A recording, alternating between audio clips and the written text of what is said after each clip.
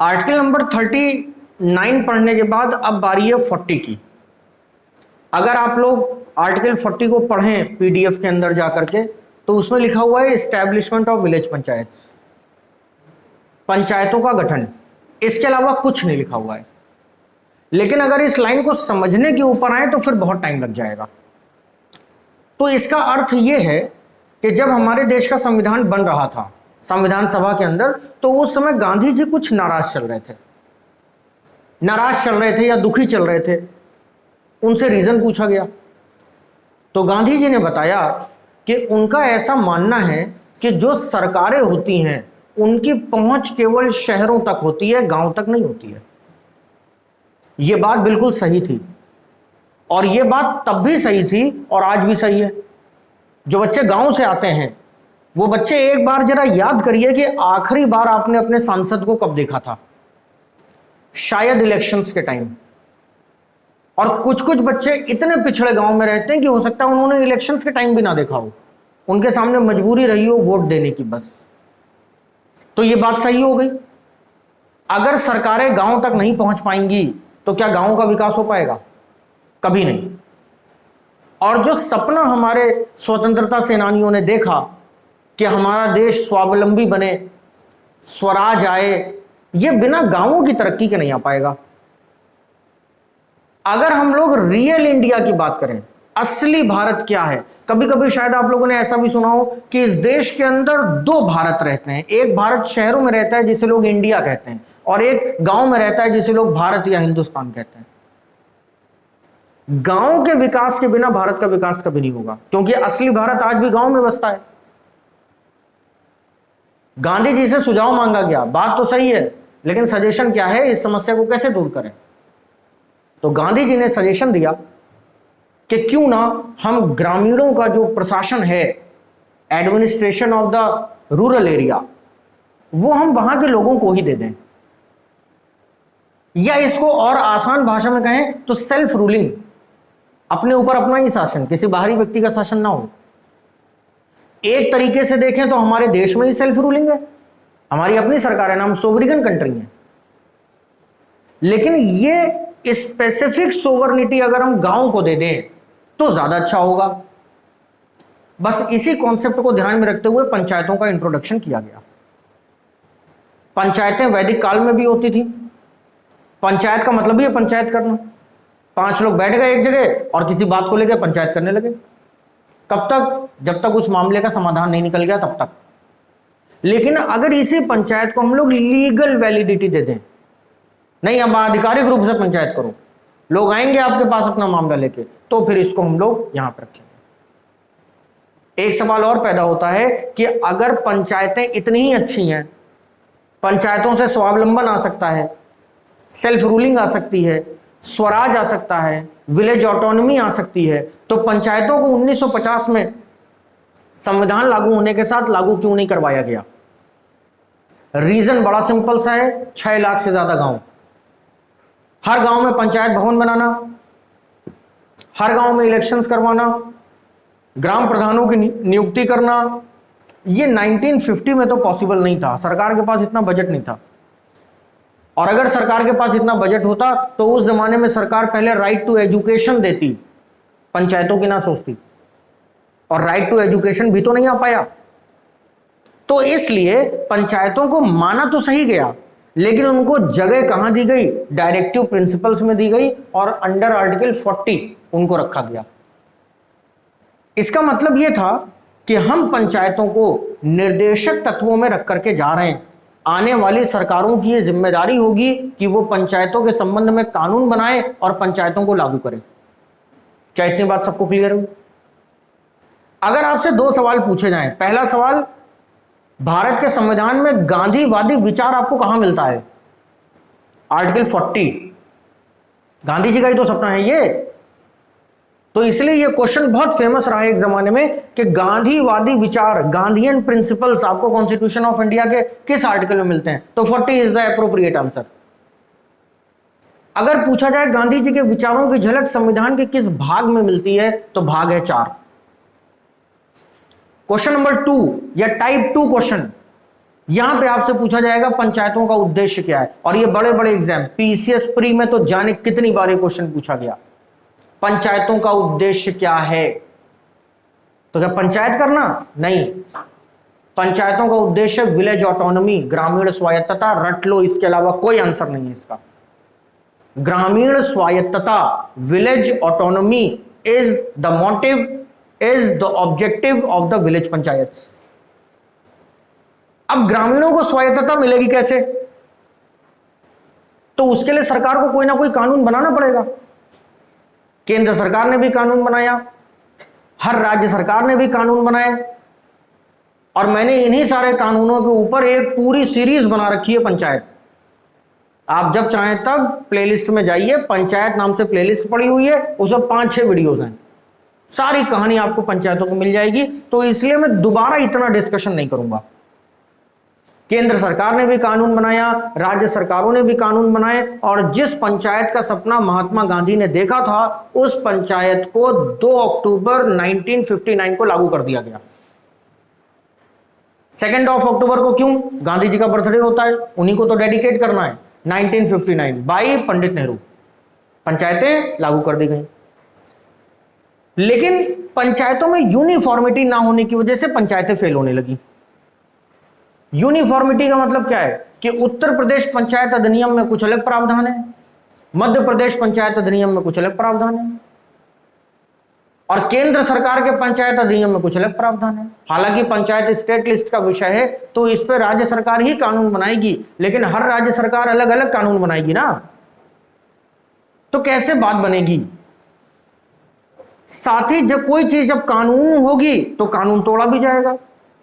Elections में धांधली होना, पंचायतों में भ्रष्टाचार होना, ग्राम प्रधानों का ठीक से काम न करना, पंचायतों का अपने उद्देश्यों से भटक जाना, ये भी प्रॉब्लम्स बनी रही।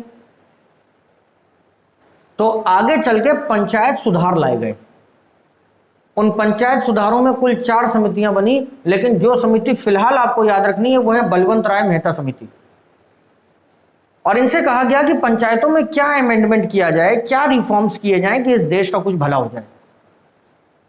तो बलवंत राय मेहता ने 2 बड़े सजेशंस दिए।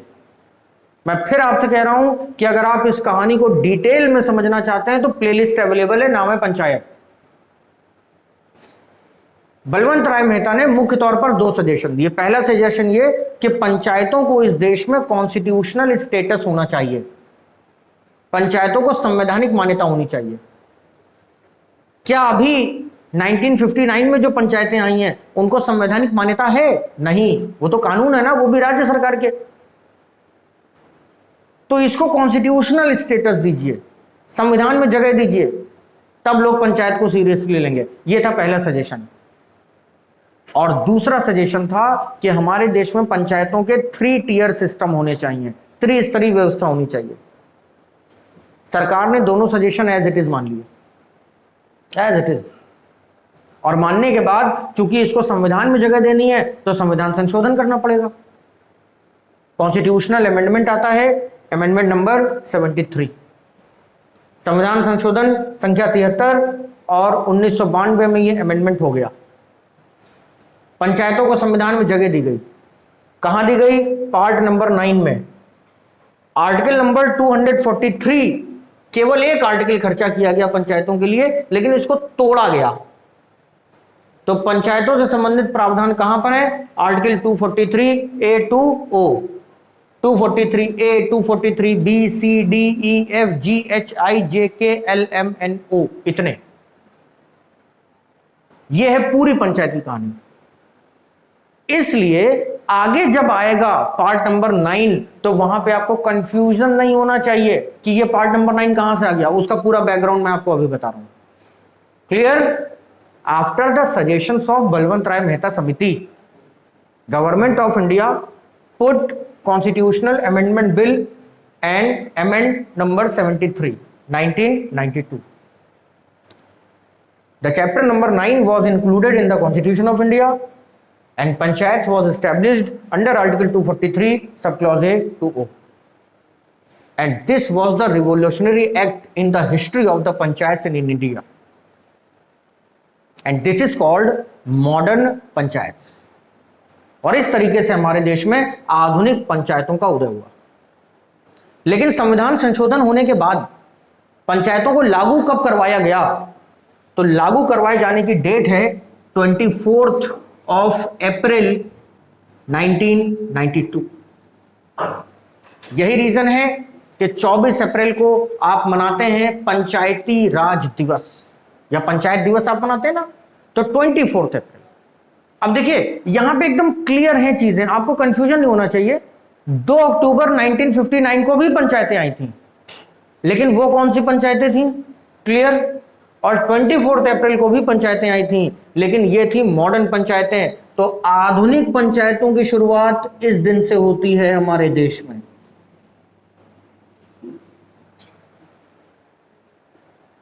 And who shall be considered as the father of the modern panchayat in India? Balwant Rai Mehta.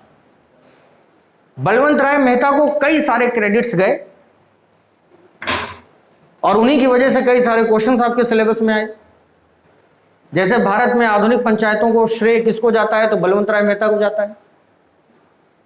पंचायतों का त्रिस्तरीय सोपान कौन लेकर के आया? तो बलवंत राय मेहता लेकर के आया। पंचायतों को संवैधानिक दर्जा किसकी अनुशंसा पर मिला? तो बलवंत राय मेहता। जब ये अमेंडमेंट हुआ तो भारत का प्रधानमंत्री कौन था? तो पीवी नरसिम्हा राव। आधुनिक पंचायतों की शुरुआत किसने करी? तो पीवी नरसिम्हा राव। और अगर इसको आप ध्यान से देखें तो ये वही दौर है जब इस देश में एलपीजी भी आई, ग्लोबलाइजेशन, प्राइवेटाइजेशन एंड लिबरलाइजेशन। तो बड़ा परिवर्तन का दौर है 92। ऐसे भी आप इसको याद रखेंगे। अब एक पॉइंट यहां पे छूट गया जो आपको शायद क्लियर नहीं हो पाया कि ये 3 टियर क्या बला है। तो पंचायत की जो सबसे छोटी यूनिट होती है उसको ग्राम पंचायत कहते हैं। ये तो बच्चे को पता है ना। ग्राम पंचायत एक गांव में होगी। अच्छा, गांव की आबादी अगर बहुत कम है तो क्या होगा? तो 2 गांवों को मिलाकर या 3 गांवों को मिलाकर एक पंचायत बन जाएगी। शायद इसीलिए कई सारे बच्चों ने देखा होगा कि आप रहते किसी गांव में, आपकी पंचायत किसी दूसरे गांव में, तो उसका रीजन यही होता है कि पॉपुलेशन कम है। तो जब पॉपुलेशन कम होगी तो कई सारे गांवों को मिलाकर के एक पंचायत बना जाएगी। दिस इज कॉल्ड ग्राम पंचायत। ग्राम पंचायत के 2 हिस्से होंगे। एक व्यक्ति होगा ग्राम पंचायत अध्यक्ष और बाकी होंगे सदस्य। ग्राम पंचायत अध्यक्ष को हम लोग प्रधान भी कहते हैं, मुखिया भी कहते हैं। तो ये प्रधान जी होंगे, डायरेक्ट इलेक्टेड बाय पब्लिक, और बाकी होंगे सदस्य। सदस्यों की संख्या हर राज्य में अलग अलग है अकॉर्डिंग टू द लॉ। तो इसकी संख्या जनसंख्या के आधार पर तय की जाएगी। इससे आपको मतलब नहीं होना चाहिए। अब कल्पना करिए कि आप एक गांव में रहते हैं, उस गांव में पंचायत है, प्रधान है, लेकिन आपकी बात नहीं सुनी जा रही है। तो क्या आपके पास ऐसा कोई ऑप्शन है कि आप किसी बड़ी पंचायत से शिकायत कर सकें? जी हां, आपके पास ऑप्शन है। कई सारे गांवों को अगर मिला दिया जाएगा तब बनेगी नगर पंचायत। कई सारे गांवों को मिलाने के बाद बनता है नगर। तो इसलिए group of the village panchayat is called Nagar Panchayat. आई बात समझ में? अब नगर पंचायत में 5 ग्राम पंचायतें भी हो सकती हैं, 10 भी हो सकती हैं। जैसे जो बच्चे इधर से आते हैं, इलाहाबाद रोड से आते हैं जो बच्चे, फतेहपुर से आते हैं जो बच्चे, ये सारे बच्चे सरसौल ब्लॉक से आते हैं। सबका ब्लॉक सरसौल है ना। और सरसौल ब्लॉक कानपुर का सबसे बड़ा ब्लॉक है। इसमें 36 गांव आते हैं। आपने खूब नाम सुना होगा सरसौल ब्लॉक का। 36 गांव आते हैं इसमें। तो ये बहुत बड़ा ब्लॉक हो गया। इस अकेले ब्लॉक की आबादी 4.5 लाख है। तो कभी कभी ब्लॉक्स इतने बड़े भी होते हैं। प्रत्यक्ष उदाहरण है आपका अपना शहर। ब्लॉक को भी 2 भागों में बांटेंगे। एक होगा ब्लॉक अध्यक्ष और दूसरे होंगे सदस्य। और ये जो ब्लॉक का अध्यक्ष होगा इसी को ब्लॉक प्रमुख कहते हैं। और ये नगर पंचायत को अंग्रेजी में ब्लॉक पंचायत कहते हैं। तो अगर कभी ब्लॉक पंचायत आ रहा है तो कंफ्यूजन का कोई काम नहीं। ठीक, इसका हेड हो गया ब्लॉक प्रमुख, जैसे यहां पर प्रधान जी, बाकी मेंबर। अब मान लीजिए कि आपकी बात ब्लॉक में भी नहीं सुनी जा रही, तो क्या इससे बड़ी भी कोई पंचायत होती है? तो इसका आंसर पहले था नहीं। यानी कि 1959 वाली पंचायत में इसका आंसर था नहीं। तब ब्लॉक पंचायत आखिरी पंचायत हुआ करती थी। और जब इस देश में केवल ग्राम पंचायत और ब्लॉक पंचायत थी तो इसी को पंचायत का 2 टियर सिस्टम कहते थे, पंचायत का 2 स्तरीय सोपान कहते थे। लेकिन फिर बलवंत राय मेहता ने जब कहा कि नहीं 3 टियर होना चाहिए, ब्लॉक के बाद जिला होना चाहिए, तो कुछ ना कुछ पैरामीटर भी तो लाना पड़ेगा। तो पैरामीटर लाया गया 2 मिलियन की आबादी, यानी कि 20 लाख की आबादी। तो आप इसको इस तरीके से भी समझ सकते हैं कि 1992 के पहले या 1959 वाली पंचायत में ऐसा कोई जिला ही नहीं था हिंदुस्तान में जिसकी आबादी 20 लाख से ज्यादा हो। पॉपुलेशन कम रही होगी ना। तो जब 20 लाख आबादी ही नहीं तो जिला पंचायत कैसे बनेगी? तो नगर से काम चल जाता था। इसीलिए देखिए आज भी जो टर्म चलता है वो टर्म है टाउन प्लानिंग, नगर योजना, सिटी प्लानिंग टर्म नहीं है। तो बलवंत राय मेहता ने ये पैरामीटर फिक्स किया 2 मिलियन की आबादी। तो जिस भी जिले की आबादी 20 लाख से ज्यादा होगी वहां पर पंचायतों का 3 टियर सिस्टम आ जाएगा और 3rd टियर को कहेंगे जिला पंचायत। अब जिला पंचायत भी 2 भागों में होगी, एक व्यक्ति होगा जिला पंचायत अध्यक्ष और बाकी होंगे सदस्य। सदस्यों को जनता सीधा चुनेगी, फिर सारे सदस्य मिलकर के अपने अध्यक्ष को चुनेंगे, तो इसको जिला पंचायत अध्यक्ष कहा जाएगा। यहां पे भी वही सेम प्रोसेस होगा, सदस्यों को जनता चुनेगी और फिर सारे सदस्य मिलकर के ब्लॉक प्रमुख चुनेंगे। तो इसको कहते हैं पंचायतों का 3 टियर सिस्टम। क्लियर हुआ? कई बार ऐसे क्वेश्चन पूछा गया है कि what do you understand by the 3 tier of the panchayat, और ऑप्शंस में होगा ग्राम पंचायत, ब्लॉक पंचायत, नगर पंचायत, ऐसे करके ऑप्शंस होंगे। आगे पीछे भी हो सकते हैं ये ऑप्शन, या कोई वर्ड कभी कभी मिस भी हो सकता है। आगे बात समझ में? तो ये थी आर्टिकल 40 की पूरी कहानी। अब यहां पे कुछ एक सवाल और हैं। जैसे एक सवाल पैदा होता है कि क्या पंचायतें कानून बना सकती हैं? बहुत पूछा गया यह क्वेश्चन, बड़े बड़े एग्जाम्स में, आईएएस प्री में, पीसीएस प्री में, पीसीएस मेंस में खूब पूछा गया। पंचायतों के द्वारा बनाए जाने वाले कानूनों की विवेचना कीजिए, प्रकाश डालिए। तो क्या पंचायतें कानून बना सकती हैं? जी हां, पंचायतें कानून बना सकती हैं, क्योंकि पंचायतों को बनाया ही गया सेल्फ रूलिंग के लिए, विलेज ऑटोनॉमी के लिए बनाया गया ना। तो पंचायतें कानून बना सकती हैं। और अगर पंचायतें कौन कौन से कानून बना सकती हैं ये आपको देखना है, तो आपको शेड्यूल नंबर 11 पढ़नी चाहिए। उसमें पंचायतों के द्वारा बनाए जाने वाले 28 कानूनों के बारे में बताया गया है, शेड्यूल 11 में। अब गांव में नाली, खड़ंजा, कुआं, पंचायत भवन, नहर, डीडीटी का छिड़काव, मलेरिया की दवा, गर्भवती स्त्रियों को टीका, ये सब किसका काम है भैया? पंचायतों का ही तो काम है। ये सब पंचायतों के कानून है। अगला क्वेश्चन आपसे पूछा जाता है, क्या पंचायतें टैक्स ले सकती हैं? यस, ले सकती हैं। जो कानून बनाएगा वो टैक्स नहीं लेगा। भारत सरकार टैक्स क्यों लेती है भाई? क्योंकि कानून बनाती है। अगर पंचायत ने कोई नहर बनवाई है तो उस नहर से तुम अपने खेत में पानी ले जाओगे तो टैक्स नहीं लेगी क्या? अगर पंचायत ने कोई कुआं खुदवाया है, पानी भरोगे तो पैसे नहीं लेगी क्या? पंचायत ने कोई पंचायत भवन बनवाया है, अब तुम वहां से अपनी बिटिया की शादी करोगे तो कुछ तो पैसा दोगे पंचायत भवन को। तो जी हां, टैक्स लेती है, लेकिन ये टैक्स इतना कम होता है, इतने छोटे लेवल का होता है कि आप कभी माइंड ही नहीं करते, पता ही नहीं चलता। तीसरा क्वेश्चन, क्या पंचायत न्याय कर सकती है? नो। उसके लिए न्यायपालिका है देश में। पंचायतें न्याय नहीं कर सकती, पंचायतें पंचायत कर सकती हैं। न्याय का मतलब दंड देना, मुकदमा चलाना, चार्जशीट, ये सब पंचायतों में नहीं होता है। उसके लिए जुडिशरी है। तो फिर आप कहेंगे कि फिर पंचायतों में हम क्या करें? पंचायत और क्या करें? ऐसा कोई भी मामला जिस पर एफआईआर ना लिखी गई हो, साथ ही सिविल केस फाइल ना हुआ हो। अगर क्रिमिनल केस है तो एफआईआर ना लिखी गई हो, सिविल केस है तो केस ना फाइल हुआ हो, आप पंचायत के पास जा सकते हैं। और साथ ही पुलिस को भी ना फोन किया गया हो। अगर पुलिस को फोन कर दिया तो फिर पुलिस निपटाएगी। मुकदमा कर दिया तो फिर कोर्ट देखेगा। अगर ये सब आपने नहीं किया है तब आप पंचायत के पास आ सकते हो और आपका मामला बातचीत से सुलझाया जाएगा, जैसा कि आप टीवी फिल्मों में देखते भी होंगे। लेकिन अगर कोई पंचायत न्याय करने लगे, इसका गला काट दो, इसने अपने मन से शादी कर ली है, इसको कुएं में फेंक दो, ऊपर से कुआं बंद कर दो, इसने अपने माता पिता को गाली दे दी है, ऐसी पंचायतों को खाप पंचायत कहा जाता है। यह भी आपने सुना होगा। अगर कोई पंचायत अपने मन से डिसीजन देने लगे, अपने मन से जस्टिस करने लगे, तो ऐसी पंचायत को खाप पंचायत कहते हैं, जो पूरी तरीके से इलीगल, अनकॉन्स्टिट्यूशनल है। और ये पंचायतें हमारे देश में नॉर्दर्न राजस्थान, पंजाब, हरियाणा के कुछ क्षेत्र और जम्मू कश्मीर में चलती हैं। हालांकि सुप्रीम कोर्ट की गाइडलाइन है कि 2022 के आखिरी तक इन पंचायत को खत्म कर देना चाहिए, लेकिन फिर भी हमारे देश में 2 राज्य ऐसे हैं जहां पे पंचायतों को कुछ ज्यूडिशियल राइट्स हैं। और अगर किसी राज्य में पंचायतों को कुछ ज्यूडिशियल राइट्स हो तो ऐसे राज्य की पंचायतों को हम लोग 4 टियर पंचायत कहते हैं। और वो 2 राज्य हैं बंगाल और बिहार।